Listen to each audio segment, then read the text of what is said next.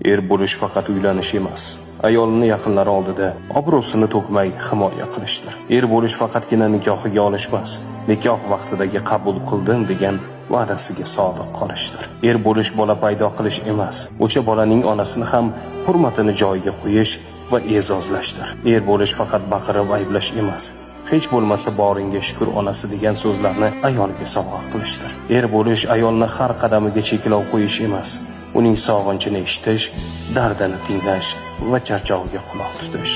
Er bo'lish ayolga doim bu seni vazifang deb ta'na qilish emas, charchadingmi, dam ol onasi deya olish. Er bo'lish bu ojizani haqorat qilish emas, so'kish, urish emas, Allohning omonati deb qarash, avaylab asrashdir. Allohning omonatini asrayotgan, ayolining ko'z yoshiga emas, kulgusiga sabab bo'layotgan erkaklardan Allohim rozi bo'lsin. Er bo'lish oson, erkak bo'lish qiyin.